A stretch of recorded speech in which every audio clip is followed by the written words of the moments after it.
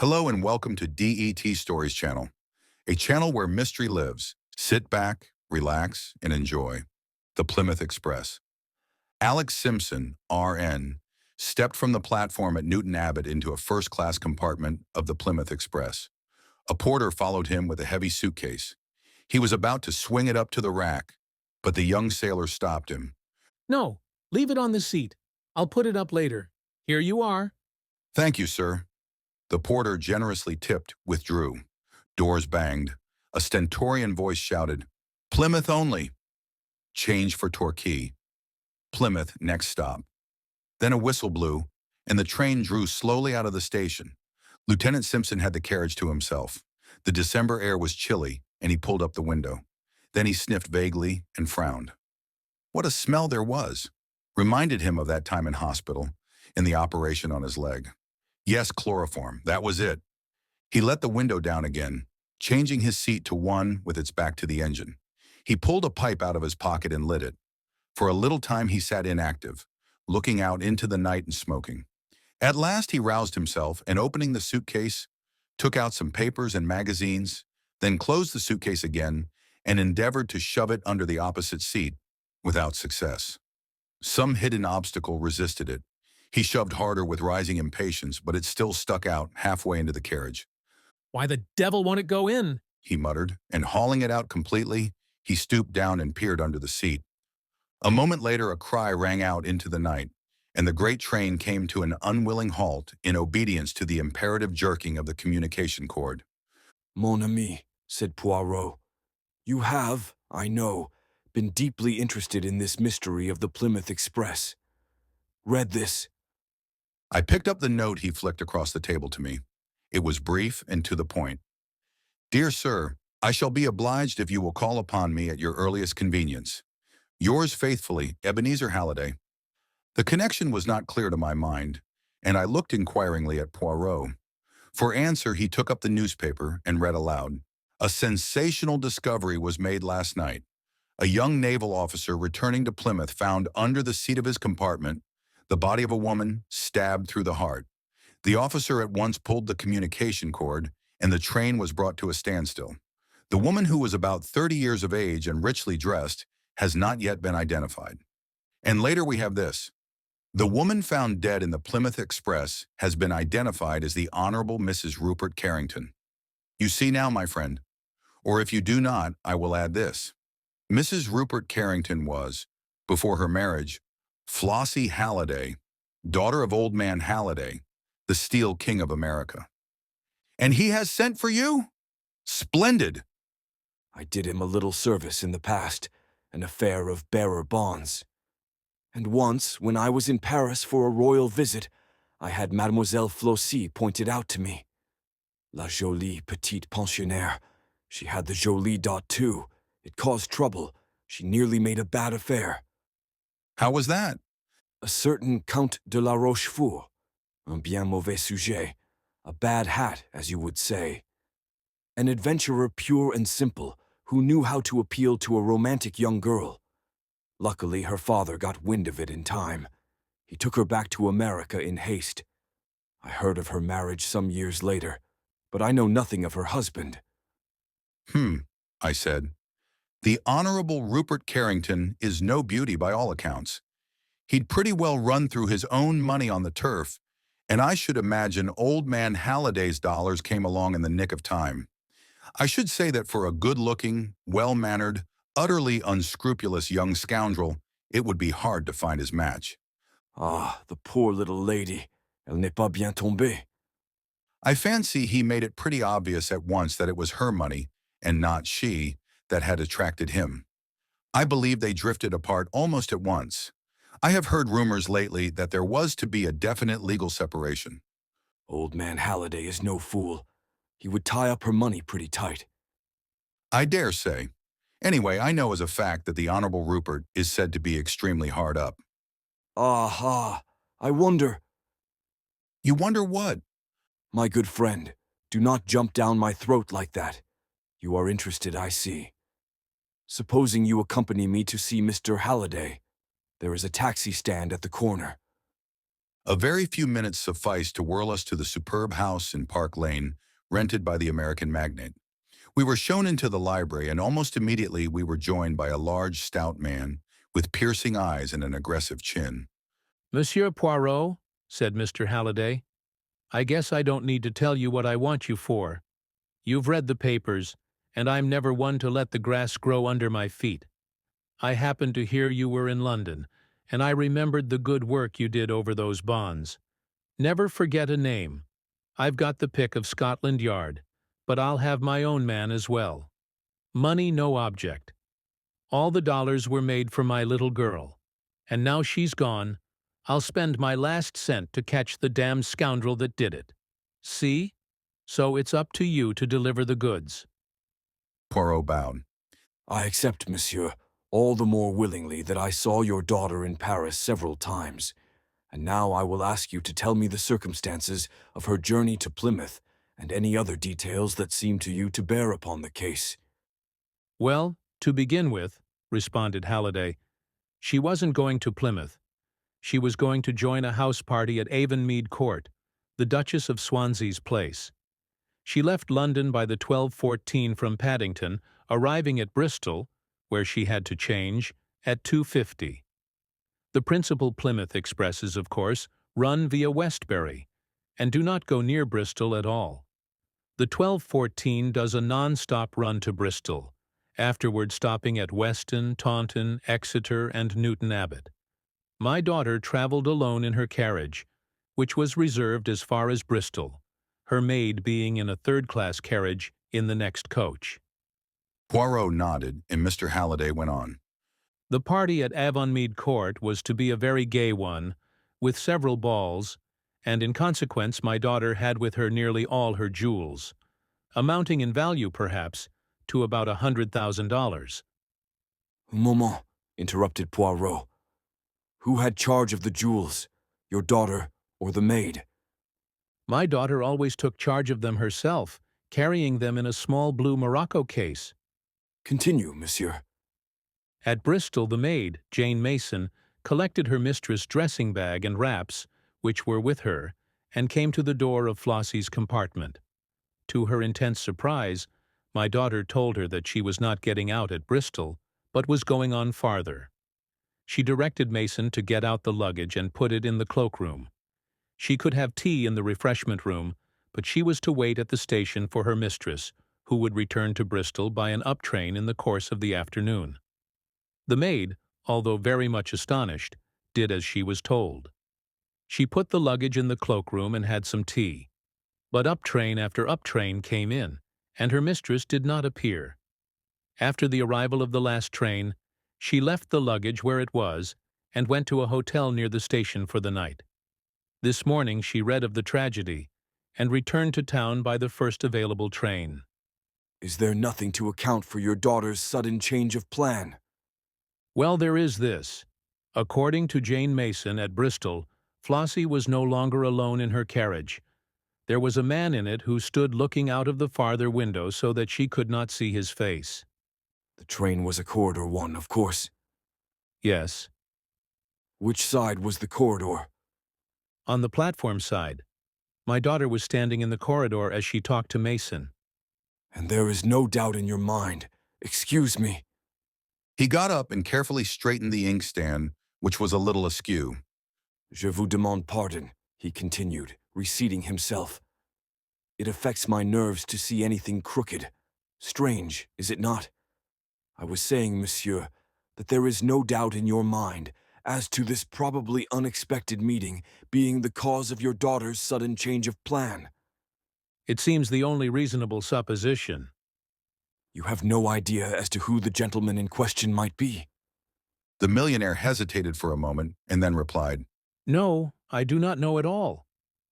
Now, as to the discovery of the body? It was discovered by a young naval officer who at once gave the alarm. There was a doctor on the train. He examined the body. She had been first chloroformed and then stabbed. He gave it as his opinion that she had been dead about 4 hours, so it must have been done not long after leaving Bristol. Probably between there and Weston, possibly between Weston and Taunton. And the jewel case. The jewel case, Monsieur Poirot, was missing. One thing more, monsieur. Your daughter's fortune. To whom does it pass at her death? Flossie made a will soon after her marriage, leaving everything to her husband. He hesitated for a minute and then went on.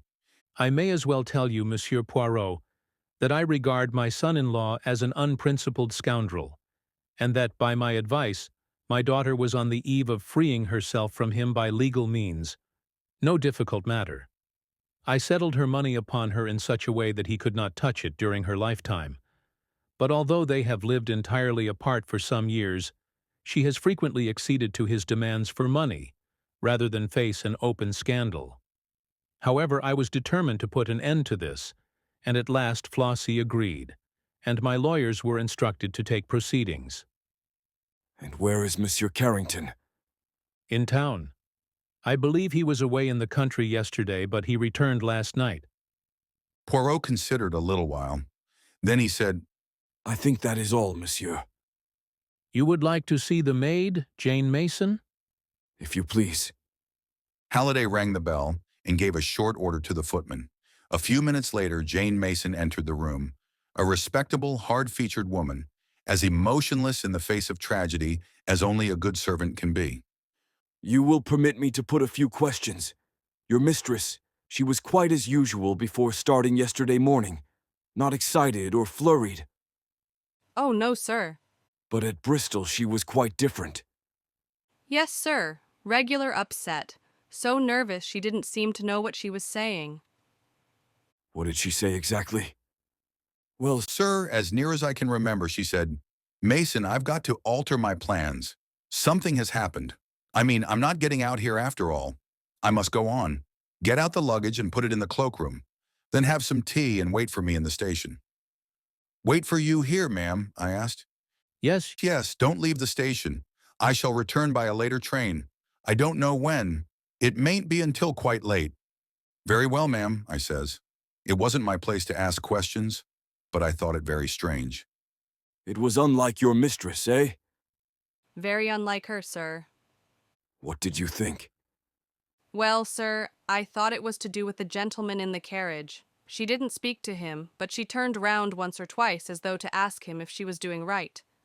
But you didn't see the gentleman's face. No, sir, he stood with his back to me all the time. Can you describe him at all? He had on a light fawn overcoat and a traveling cap. He was tall and slender-like, and the back of his head was dark. You didn't know him. Oh, no, I don't think so, sir. It was not your master, Mr. Carrington, by any chance. Mason looked rather startled. Oh, I don't think so, sir. But you are not sure. It was about the master's build, sir, but I never thought of it being him. We so seldom saw him. I couldn't say it wasn't him.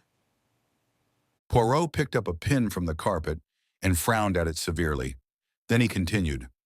Would it be possible for the man to have entered the train at Bristol before you reached the carriage? Mason considered. Yes, sir, I think it would. My compartment was very crowded, and it was some minutes before I could get out. And then there was a very large crowd on the platform, and that delayed me too. But he'd only have had a minute or two to speak to the mistress that way. I took it for granted that he'd come along the corridor. That is more probable, certainly. He paused, still frowning. You know how the mistress was dressed, sir? The papers give a few details, but I would like you to confirm them. She was wearing a white fox fur toque, sir, with a white spotted veil and a blue frieze coat and skirt, the shade of blue they call electric. Rather striking. Yes, remarked Halliday. Inspector Japp is in hopes that that may help us to fix the spot where the crime took place. Anyone who saw her would remember her. Précisément. Merci, mademoiselle. the maid left the room. Well, Poirot got up briskly. that is all I can do here, except, monsieur, that I would ask you to tell me everything, but everything. I have done so. You are sure? Absolutely. Then there is nothing more to be said. I must decline the case. Why? Because you have not been frank with me. I assure you. No, you are keeping something back. There was a moment's pause, and then Halliday drew a paper from his pocket and handed it to my friend. I guess that's what you're after, Monsieur Poirot, though how you know about it fairly gets my goat. Poirot smiled and unfolded the paper. It was a letter written in thin, sloping handwriting. Poirot read it aloud. Chère Madame, it is with infinite pleasure that I look forward to the felicity of meeting you again. After your so amiable reply to my letter, I can hardly restrain my impatience. I have never forgotten those days in Paris. It is most cruel that you should be leaving London tomorrow. However, before very long, and perhaps sooner than you think, I shall have the joy of beholding once more the lady whose image has ever reigned supreme in my heart. Believe, chère Madame, all the assurances of my most devoted and unaltered sentiments. Armand de la Rochefort. Poirot handed the letter back to Halliday with a bow. I fancy, monsieur, that you did not know that your daughter intended renewing her acquaintance with the Count de la Rochefort. It came as a thunderbolt to me. I found this letter in my daughter's handbag. As you probably know, Monsieur Poirot, this so-called Count is an adventurer of the worst type. Poirot nodded. But what I want to know is how you knew of the existence of this letter. My friend smiled. Monsieur, I did not. But to track footmarks and recognize cigarette ash is not sufficient for a detective. He must also be a good psychologist. I knew that you disliked and mistrusted your son-in-law. He benefits by your daughter's death. The maid's description of the mysterious man bears a sufficient resemblance to him. Yet you are not keen on his track. Why? Surely because your suspicions lie in another direction. Therefore you were keeping something back. You're right, Monsieur Poirot. I was sure of Rupert's guilt until I found this letter. It unsettled me horribly. Yes. The Count says, before very long, and perhaps sooner than you think. Obviously, he would not want to wait until you should get wind of his reappearance. Was it he who traveled down from London by the 12:14 and came along the corridor to your daughter's compartment?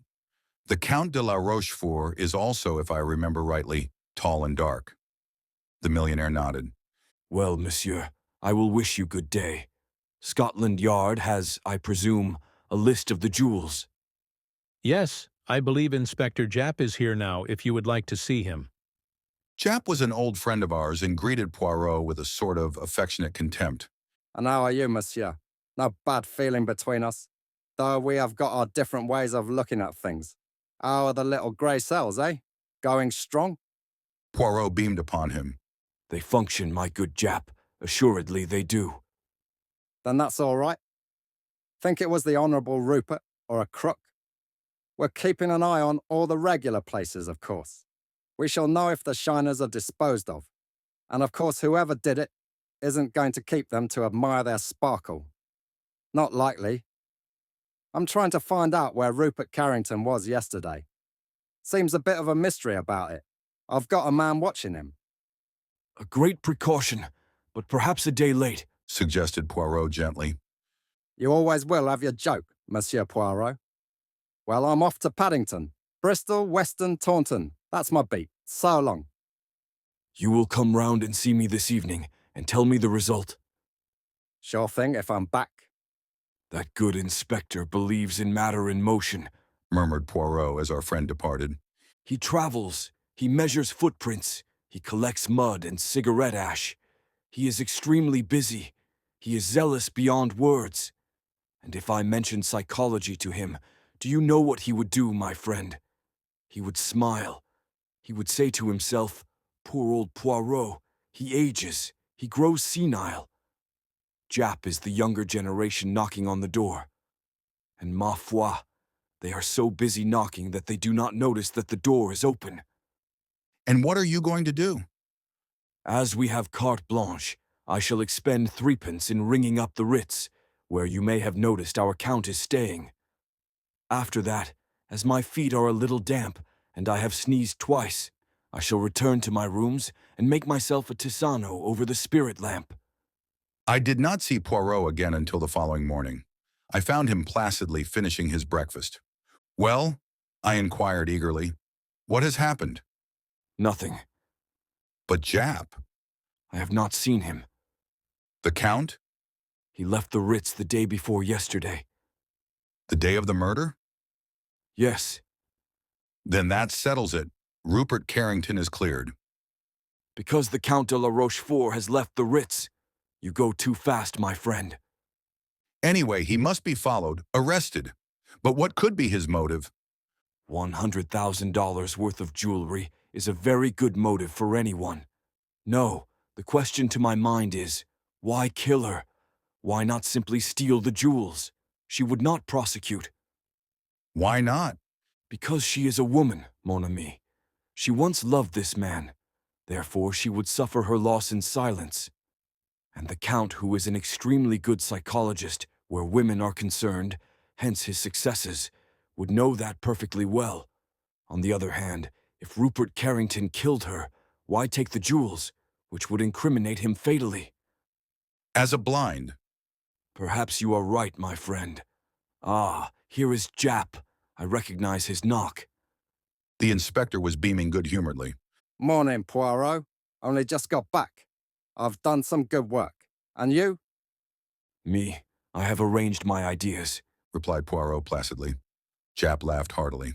Old chap's getting on in years. He observed beneath his breath to me. That won't do for us young folk. He said aloud. Quel dommage. Poirot inquired. Well, do you want to hear what I've done? You permit me to make a guess? You have found the knife with which the crime was committed by the side of the line between Weston and Taunton, and you have interviewed the paper boy who spoke to Mrs. Carrington at Weston. Jap's jaw fell. How on earth did you know? Don't tell me it was those almighty little grey cells of yours. I'm glad you admit for once that they are almighty. Tell me, did she give the paper boy a shilling for himself? No, it was half a crown. Jap recovered his temper and grinned. Pretty extravagant, these rich Americans. And in consequence, the boy did not forget her. Not he. Half crowns don't come his way every day. She held him and bought 2 magazines. One had a picture of a girl in blue on the cover. That'll match me, she said. Oh, he remembered her perfectly. Well, that was enough for me. By the doctor's evidence, the crime must have been committed before Taunton. I guess they'd throw the knife away at once. And I walked down the line looking for it, and sure enough, there it was. I made inquiries at Taunton about our man, but of course it's a big station, and it wasn't likely they'd notice him. He probably got back to London by a later train. Poirot nodded. Very likely. But I found another bit of news when I got back. They're passing the jewels, all right? That large emerald was pawned last night by one of the regular lot. Who do you think it was? I don't know, except that he was a short man. Jap stared. Oh, you're right there. He's short enough. It was Red Narky, Who on earth is Red Narky? I asked. a particularly sharp jewel thief, sir, and not one to stick at murder. Usually works with a woman, Gracie Kidd. But she doesn't seem to be in it this time, unless she's got off to Holland with the rest of the swag. You've arrested Narky? Sure thing. But mind you, it's the other man we want. The man who went down with Mrs. Carrington in the train. He was the one who planned the job, right enough. But Narky won't squeal on a pal. I noticed that Poirot's eyes had become very green. I think, He said gently. that I can find Narky's pal for you, all right. One of your little ideas, eh? Jap eyed Poirot sharply. Wonderful. How you manage to deliver the goods sometimes, at your age and all. Devil's own luck, of course. Perhaps, Murmured my friend. Hastings, my hat, and the brush. So, my galoshes if it still rains. We must not undo the good work of that Tisano. Au revoir, Jap. Good luck to you, Poirot. Poirot hailed the first taxi we met and directed the driver to Park Lane. When we drew up before Halliday's house, he skipped out nimbly, paid the driver, and rang the bell. To the footman who opened the door, he made a request in a low voice, and we were immediately taken upstairs. We went up to the top of the house and were shown into a small, neat bedroom. Poirot's eyes roved round the room and fastened themselves on a small black trunk. He knelt in front of it, scrutinized the labels on it, and took a small twist of wire from his pocket. Ask Mr. Halliday if he will be so kind as to mount to me here, He said over his shoulder to the footman. It is suggested that the reader pause in his perusal of the story at this point, make his own solution of the mystery, and then see how close he comes to that of the author. The editors. The man departed, and Poirot gently coaxed the lock of the trunk with a practiced hand. In a few minutes the lock gave, and he raised the lid of the trunk. Swiftly he began rummaging among the clothes it contained, flinging them out on the floor. There was a heavy step on the stairs, and Halliday entered the room. What in hell are you doing here? He demanded, staring. I was looking, monsieur, for this. Poirot withdrew from the trunk a coat and skirt of bright blue frieze and a small toque of white fox fur. What are you doing with my trunk? I turned to see that the maid, Jane Mason, had just entered the room. If you will just shut the door, Hastings. Thank you. Yes, and stand with your back against it. Now, Mr. Halliday, let me introduce you to Grace Kidd, otherwise Jane Mason, who will shortly rejoin her accomplice, Red Narky, under the kind escort of Jap. It was of the most simple. Poirot waved a deprecating hand, then helped himself to more caviar. It is not every day that one lunches with a millionaire. It was the maid's insistence on the clothes that her mistress was wearing that first struck me. Why was she so anxious that our attention should be directed to them? I reflected that we had only the maid's word for the mysterious man in the carriage at Bristol. As far as the doctor's evidence went, Mrs. Carrington might easily have been murdered before reaching Bristol. But if so, then the maid must be an accomplice. And if she were an accomplice, she would not wish this point to rest on her evidence alone. The clothes Mrs. Carrington was wearing were of a striking nature. A maid usually has a good deal of choice as to what her mistress shall wear. Now, if, after Bristol, anyone saw a lady in a bright blue coat and skirt and a fur toque, he will be quite ready to swear he has seen Mrs. Carrington. I began to reconstruct. The maid would provide herself with duplicate clothes. She and her accomplice chloroform and stab Mrs. Carrington between London and Bristol, probably taking advantage of a tunnel. Her body is rolled under the seat. The maid takes her place. At Weston, she must make herself noticed. How? In all probability, a newspaper boy will be selected. She will ensure his remembering her by giving him a large tip. She also drew his attention to the color of her dress by a remark about one of the magazines. After leaving Weston, she throws the knife out of the window to mark the place where the crime presumably occurred and changes her clothes or buttons a long mackintosh over them. At Taunton, she leaves the train and returns to Bristol as soon as possible, where her accomplice has duly left the luggage in the cloakroom. He hands over the ticket and himself returns to London. She waits on the platform carrying out her role, goes to a hotel for the night, and returns to town in the morning exactly as she said. When Jap returned from his expedition, he confirmed all my deductions. He also told me that a well-known crook was passing the jewels. I knew that whoever it was would be the exact opposite of the man Jane Mason described. When I heard that it was Red Narky, who always worked with Gracie Kidd, well, I knew just where to find her. And the Count? The more I thought of it, the more I was convinced that he had nothing to do with it. That gentleman is much too careful of his own skin to risk murder. It would be out of keeping with his character. Well, Monsieur Poirot, Said Halliday. I owe you a big debt, and the check I write after lunch won't go near to settling it. Poirot smiled modestly and murmured to me, The good Jap, he shall get the official credit, all right. But though he has got his Gracie Kidd, I think that I, as the Americans say, have got his goat. Thank you for listening until the very end. If you enjoyed the mystery, don't forget to join us next time, where another secret awaits. Until then, stay curious and stay sharp. See you soon on Death Stories.